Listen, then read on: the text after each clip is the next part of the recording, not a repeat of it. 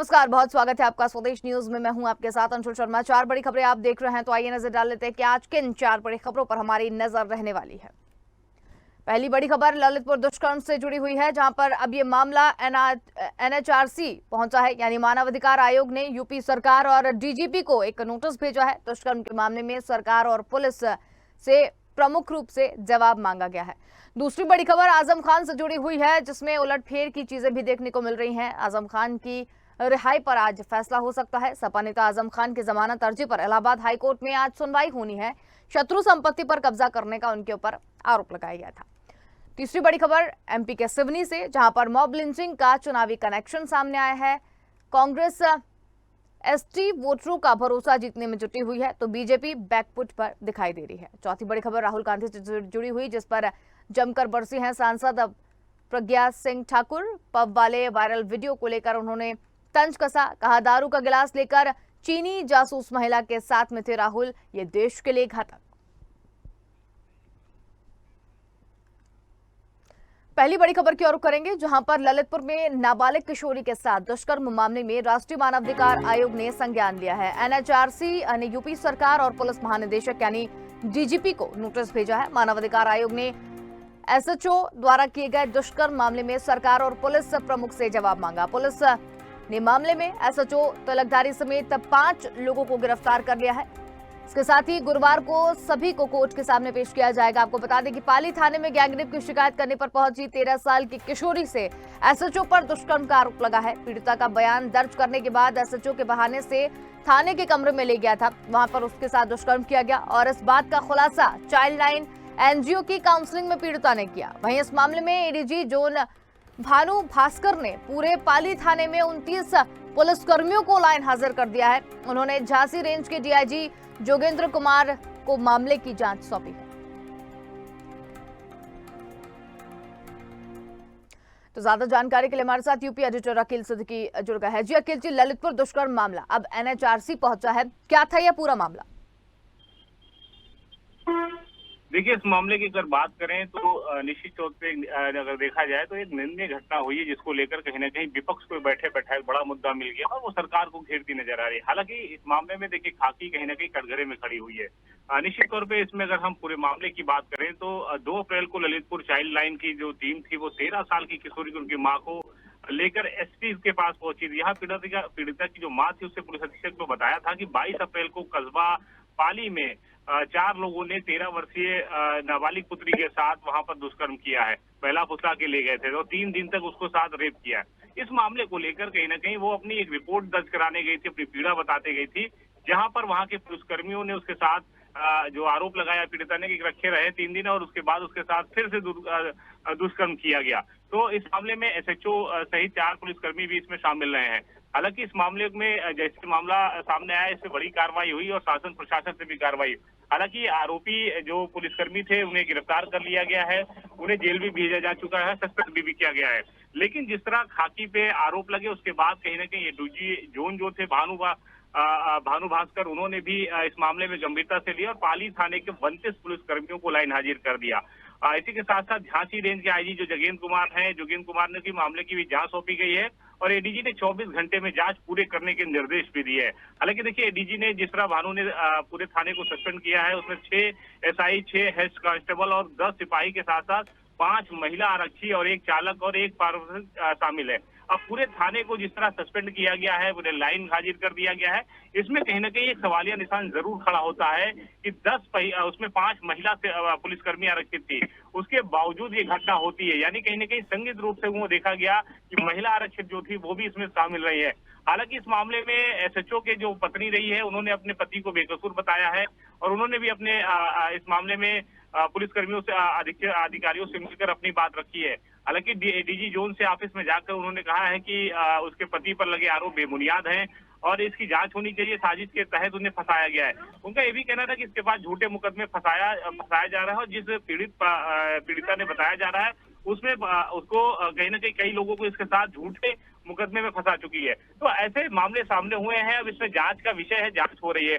हालांकि इस मामले में देखिए कल पूर्व मुख्यमंत्री अखिलेश यादव भी ललितपुर पहुंचे थे, पीड़िता से मुलाकात उनके परिजनों से किया। तो ये मामला कहीं ना कहीं पूरे बुंदेलखंड में सबसे हाई ट्रेलाव पे रहा है, जिसको लेकर उत्तर प्रदेश में कहीं ना कहीं विपक्ष की सरकार को घेरती नजर आ रही है। हालांकि दूसरी तरफ से मुख्यमंत्री इस मामले में गंभीरता से लिया और पुलिसकर्मियों को सस्पेंड भी किया, कार्रवाई भी की है। हालांकि कई देखिए एडीजी जोन ने भी इस मामले में 32 पुलिसकर्मियों को लाइन हाजिर भी कर दिया। लेकिन अब जांच होगी और जांच के बाद जितने लोग इसमें शामिल रहे हैं, दोषी रहे हैं, उन पर कार्रवाई होगी। लेकिन सबसे बड़ा सवाल खड़ा होता है कि जिस पीड़िता के साथ दुष्कर्म हुआ वो अपनी पीड़ा लेकर उसमें कार्रवाई को लेकर पुलिस अधीक्षक के पास जाती है और अधीक्षक उसे एसएचओ के पास भेजते हैं और थाने में जाके जहां पे इंसाफ मिलना चाहिए था वहीं उसके साथ फिर से दुष्कर्म होता है। तो ऐसे में अब कहीं ना कहीं पुलिस कर्मियों पे, पुलिस विभाग पर लोगों का भरोसा उठता नजर आ रहा है। हालांकि ये पहला मामला नहीं, इससे पहले भी कई घटनाएं ऐसे सामने आ चुकी है। इसको लेकर कहीं ना कहीं एक खाकी पर भी एक सवालिया निशान खड़ा हो रहा है। निश्चित तौर पर देखना होगा कि इस मामले में कितना गंभीरता से कार्रवाई होती है, क्या कुछ शासन और प्रशासन और यहाँ तक कि मुख्यमंत्री इस मामले में पुलिसकर्मियों पर क्या कार्रवाई करते हैं, जिससे कहीं ना कहीं मैसेज पास हो, कहीं ना कहीं जो पुलिस पे जो दाग लगते हैं वो कैसे धुले जाए, ये देखने वाली बात हो। बिल्कुल अखिल जी, लेकिन जिस तरीके से ये मामला सामने आया है और उसके बाद शिकायत की गई और फिर कई लोगों को लाइन अटैच कर दिया गया है, क्या ये सारी चीजें पर्याप्त हैं इस तरीके की घटनाओं के लिए? निश्चित तौर पे पर्याप्त नहीं है। निश्चित तौर पे देखिए अगर पर्याप्त होता तो कहीं ना कहीं एक डर और दहशत होता, पहले भी ये घटनाएं नहीं होती है। जिस तरह एक तरफ बुलडोजर की कार्रवाई हो रही है, दूसरी तरफ एक पीड़िता जिसके साथ दुष्कर्म होता है और चार लोग उसके साथ दुष्कर्म 3 दिन तक करते हैं, वो पीड़िता किसी तरह निकल के आती है और अपनी माँ के साथ, बल्कि वो नाबालिग है, 13 वर्षीय है, और उसके बाद वो पुलिस थाने जाती है कि वहाँ इंसाफ मिलेगा जो बैठे हैं वर्दी में, और वहीं पर इंसाफ के बजाय वहीं उसके साथ फिर से दुष्कर्म होता है और उस पर आरोप लगता है कि खुद पुलिसकर्मी और वही एसएचओ जिनके ऊपर थाने की जिम्मेदारी होती है, इलाके की जिम्मेदारी होती है, उनको जो मसीहा लोग मानते हैं कि कहीं ना कहीं इंसाफ करेंगे, वही आरोपी होते हैं। तो निश्चित तौर पे कहीं ना कहीं एक सवाल का निशान, वालिया निशान जरूर पुलिसकर्मियों पे खड़ा होता है। और जिस तरह कार्रवाई होती है, लाइन हाजिर 32 लोगों को की गया, सस्पेंड किया गया, कार्रवाई कर दी गई है। हालांकि इस मामले में तो जैसे पहले भी अगर देखा जाए शासन प्रशासन से कार्रवाई होनी चाहिए, बर्खास्त करना चाहिए और निश्चित तौर पे पीड़िता को इंसाफ मिलना चाहिए। और कार्रवाई ना होना कहीं ना कहीं केवल गिरफ्तारी करके जेल भेज देने से ही केवल कार्रवाई नहीं होती है। इसको लेकर कहीं ना कहीं विपक्ष पूरी तरीके से सरकार को घेरता नजर आ रहा है। अब देखना होगा किन धाराओं में मुकदमा दर्ज होता है, पुलिसकर्मियों में किस आधार पर और किस धाराओं में मुकदमा होने के बाद कार्रवाई होती है और शासन खुद मुख्यमंत्री किस तरह की कार्रवाई करते हैं, बर्खास्त करते हैं या उसके आगे क्या कार्रवाई करते हैं, जिससे एक मैसेज पास हो जो कहीं ना कहीं पूरे उत्तर प्रदेश में ऐसी घटना कभी दोबारा ना हो, पुलिसकर्मियों पर कोई भरोसा ना उठे। तो इसको लेकर शासन और प्रशासन साथ में खुद मुख्यमंत्री इस मामले को गंभीरता से ले रहे हैं। आगे की कार्रवाई के लिए भी उन्होंने आश्वासन दिया कि इसमें बड़ी कार्रवाई होगी। हालांकि अब जांच एडीजी जोन को दिया गया, जांच होने के बाद जिन पुलिसकर्मियों वहां पर शामिल थे और महिला आरक्षित जो थाने पे मौजूद थे, उसके बावजूद ये घटना होती है, उनको भी कहीं ना कहीं उनको भी संदिग्ध रखा गया है। उसकी जांच के बाद उनके खिलाफ भी कार्रवाई करती शासन प्रशासन नजर आएगी। बिल्कुल अखिल जी, बहुत धन्यवाद हमारे साथ में जुड़ने के लिए और तमाम जानकारी हमारे साथ में साझा करने के लिए।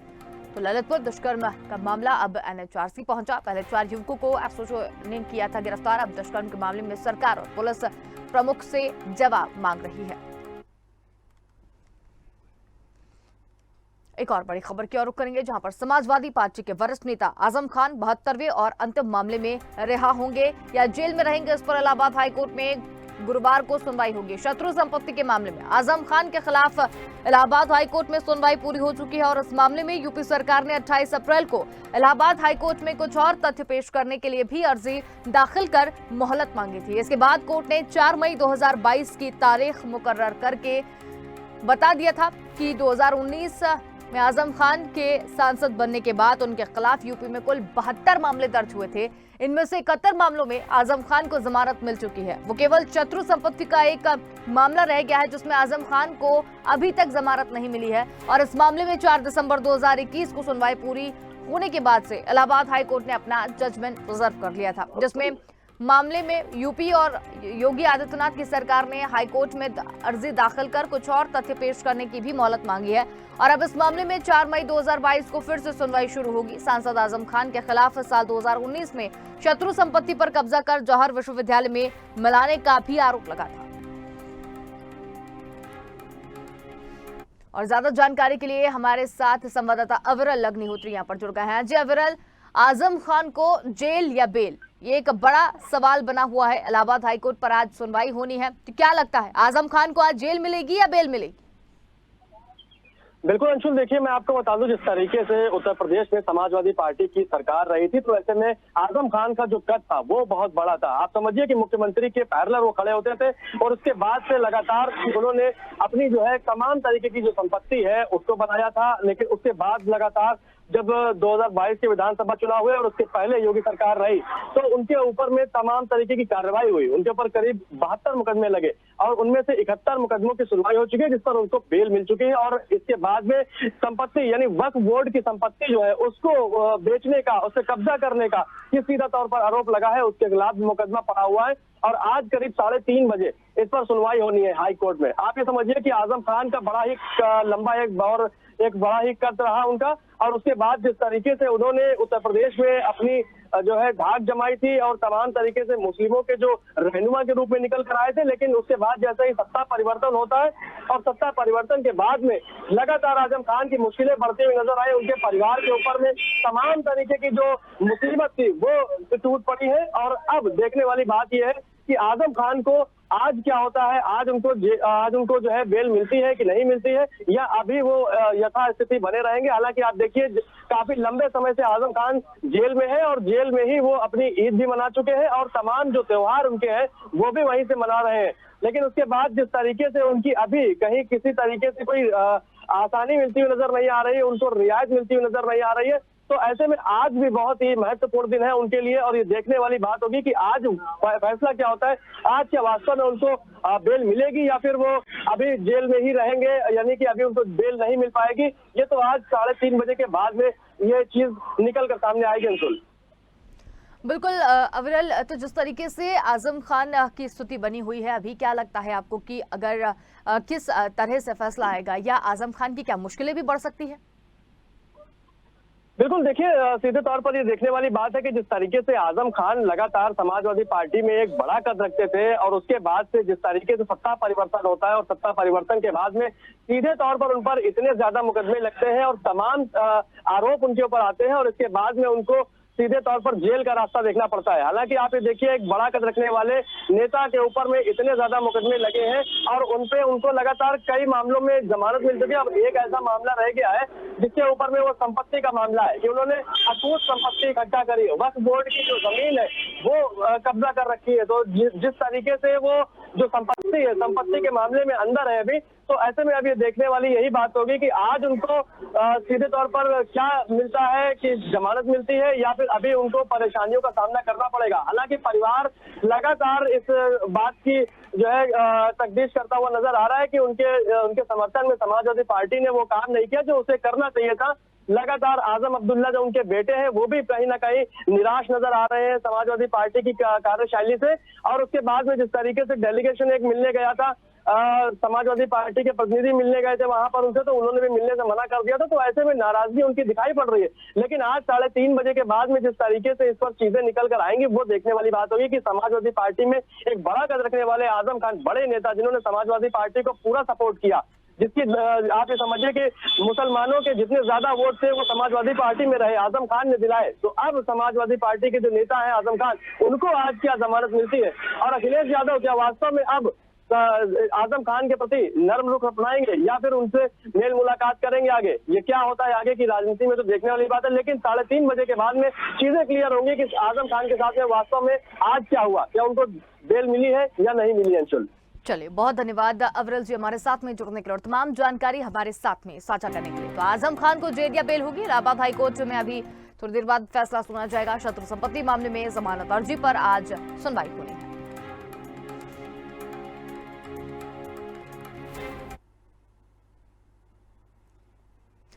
और अब खबर सिवनी से, जहां पर आदिवासियों की मॉब लिंचिंग से मध्य प्रदेश में सियासत गर्मा गई है। प्रदेश में आदिवासी वोटरों को साधने में जुटी है बीजेपी। घटना के बाद से बैकफुट पर है। वहीं कांग्रेस मुद्दे से आदिवासी वोटरों पर भरोसा जताने की कोशिश में जुटी हुई है। बीजेपी आदिवासियों को साधने के लिए पिछले 8 माह में जबलपुर और भोपाल के जम्बूरी मैदान में 3 बड़े कार्यक्रम कर चुकी है।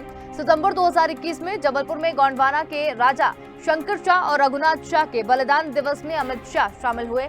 नवंबर 2021 में भोपाल में जनजातीय गौरव दिवस में प्रधानमंत्री नरेंद्र मोदी आए और ठीक 6 माह बाद 22 अप्रैल को राजधानी में अमित शाह ने वनवासी सम्मेलन में भाग लिया। इन कार्यक्रमों के पीछे बीजेपी का प्लान आदिवासी वोटरों को साधना है। दूसरी तरफ कांग्रेस सत्ता में वापसी करने के बाद आदिवासियों का भरोसा नहीं जीत पाई। अब अगले साल विधानसभा चुनाव होने से फिर से राजनीति गर्मा गई है। सिवनी में 2 आदिवासी युवकों की मॉब लिंचिंग में मौत के मुद्दे पर कांग्रेस ने 3 सदस्यीय जांच दल का गठन किया है। नेता प्रतिपक्ष डॉक्टर गोविंद सिंह गुरुवार को सिवनी का दौरा करेंगे और उसके साथ कांग्रेस की तरफ से गठित 3 सदस्यीय जांच दल स्थानीय विधायक नारायण सिंह पट्टा और अशोक मार्सकोले ओंकार मरकाम भी जाएंगे। यहां पर जांच दल प्रदेश कांग्रेस अध्यक्ष को अपनी रिपोर्ट देगा। तो मॉब लिंचिंग का चुनावी कनेक्शन देखने को मिल रहा है, जहां पर आदिवासियों की मॉब लिंचिंग से प्रदेश की सियासत गर्मा गई है। कांग्रेस एसटी वोटरों का भरोसा जीतने में जुटी है, तो वहीं बीजेपी बैकफुट पर दिखाई दे रही है। कांग्रेस मुद्दे से आदिवासी वोटरों का भरोसा जीतने की कोशिश में लगी हुई है। एमपी के सिवनी में मॉब लिंचिंग का चुनावी कनेक्शन देखने को मिल रहा है। और ज्यादा जानकारी के लिए हमारे साथ संवाददाता विवेक राणा जुड़ गए हैं। जी विवेक, सिवनी की अगर घटना की बात करें तो मॉब लिंचिंग का एक मामला सामने आया था, जिसमें अब इसका चुनावी कनेक्शन भी देखने को मिल रहा है। क्या कुछ अधिक जानकारी? मॉब लिंचिंग यदि घटना की बात की जाए जिला सिवनी की, तो जिला सिवनी में जिस प्रकार की घटना हुई है उसके बाद से पूरे मध्य प्रदेश में जो सियासी पारा है वो तेज हो गया है। लगातार विपक्ष की बात की जाए तो लगातार विपक्ष के जो नेता हैं वो भारतीय जनता पार्टी की सरकार पर आरोप लगा रहे हैं कि भारतीय जनता पार्टी की सरकार ही पूरे मध्य प्रदेश में जो दंगे हैं और जो बड़ी घटनाएं हो रही, खासतौर पर मॉब लिंचिंग की जैसी घटनाएं हो रही हैं, ये कहीं ना कहीं मुद्दों से भटकाने की जो राजनीति है वो प्रदेश सरकार कर रही है। मगर पूरे यदि मामले की बात की जाए पूरे लेकर प्रशासन 9 आरोपियों को गिरफ्तार किया है, जिसको लेकर जो कार्रवाई है वो अभी भी जारी है।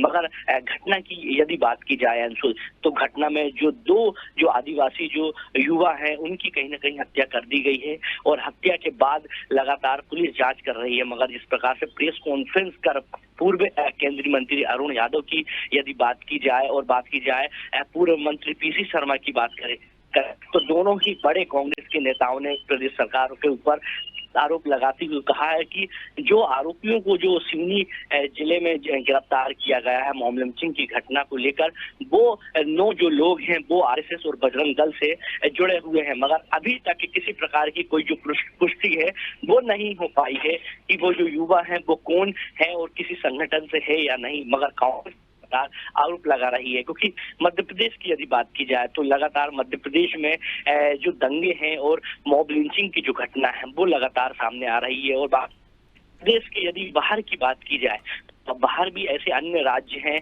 जैसे दिल्ली की बात की जाए, यूपी की बात की जाए, तो वहाँ भी कहीं ना कहीं जो दंगे की जो स्थिति है लगातार बनी हुई है। ऐसी कई घटनाएं सामने आ रही है। मगर मध्य प्रदेश में जो आदिवासी जो युवक की जो हत्या है, मॉब लिंचिंग की जो घटना सामने आई है, उसके बाद मध्य प्रदेश के गृह मंत्री का साफ तौर पे कहना है कि जो आरोपी है उनको गिरफ्तार कर लिया गया है और कार्रवाई कड़ी से कड़ी की जाएगी, आरोपियों को बख्श।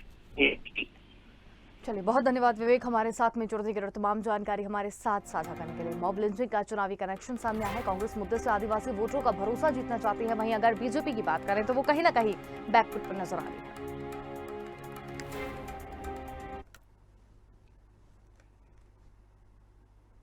साध्वी प्रज्ञा सिंह ठाकुर इस दौरान कांग्रेस और राहुल गांधी पर जमकर बरस रही हैं। उन्होंने राहुल गांधी के पब वाले वायरल वीडियो पर कहा कि विपक्षी पार्टी का नेता जिसे कांग्रेसी प्रधानमंत्री के रूप में प्रस्तुत कर रहे थे, आज उसे देख लीजिए कि वो पब में दारू का गिलास लेकर महिलाओं के साथ नजर आ रहे हैं। महिलाओं के बारे में ये उनका व्यक्तिगत जीवन हो सकता है, लेकिन ये देखना जरूरी है कि वो महिला चीन की राजदूत है।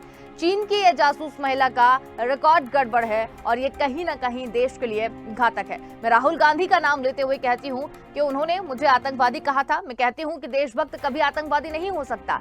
मैं तो भारत में ही जन्मी हूँ, इसलिए मैं देश के लिए कभी घातक नहीं हो सकती। लेकिन ये तो हमेशा से चीन की तारीफ करते आए हैं। इनका जो कल चरित्र चीन की महिला जासूस के साथ देखा गया था वो देश के लिए संकट है। तो राहुल गांधी पर बरसी प्रज्ञा ठाकुर कहीं ना कहीं देश के लिए घातक है। साध्वी प्रज्ञा सिंह ठाकुर का यह बयान आया है। आपको बता दें कि अभी कुछ दिन पहले राहुल गांधी का एक पब वाला वीडियो सोशल मीडिया में काफी वायरल हुआ था, जिसमें वो एक पब में थे और उनके साथ में एक चीनी महिला दिखाई दी थी और ये कहना है कि चीनी महिला चीन की राजदूत है और ये कहीं ना कहीं देश के साथ घातक हो सकता है।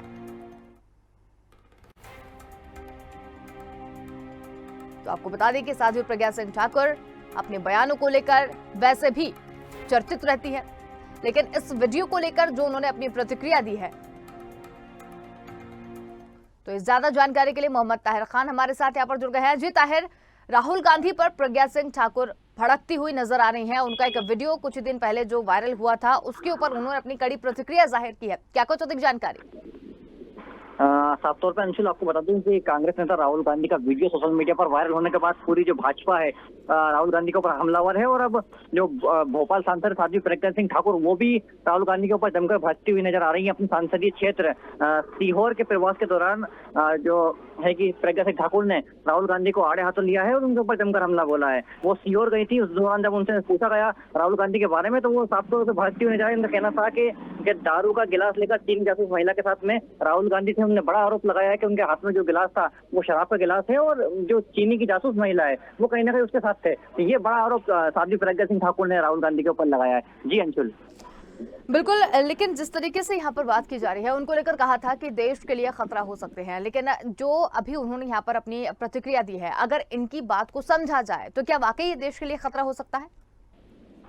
साफ तौर पर भाजपा वीडियो वायरल होने के बाद आरोप लगा रही है कि ये देश के लिए बड़ा खतरा है, क्योंकि जो महिला है वो चीनी जासूस के तौर पे जानी जाती है और जो प्रज्ञा सिंह ठाकुर है उन्होंने ये भी कहा है कि जमकर बरती है। उन्होंने कहा है कि जनता के विचार करने का विषय है कि एक व्यक्ति जिसने अपना पूरा जीवन देश को दिया है, 18 से 19 घंटे काम करते हुए देश नीतियों को इतना मजबूत कर दिया है और अब वो भारत विश्व गुरु बनने जा रहा है। और उस दौरान अब राहुल गांधी जो विपक्ष के नेता है वो एक विदेशी जो चीनी जासूस है उसके साथ नजर आ रहा है। ये कहीं ना कहीं मोदी जी देश को विश्व गुरु बनाने में जुटे हुए हैं और वही विपक्ष जो नेता है वो जासूसों के साथ मिलकर देश के खिलाफ षड्यंत्र रचना है। ये उनका आरोप था प्रज्ञा सिंह ठाकुर का।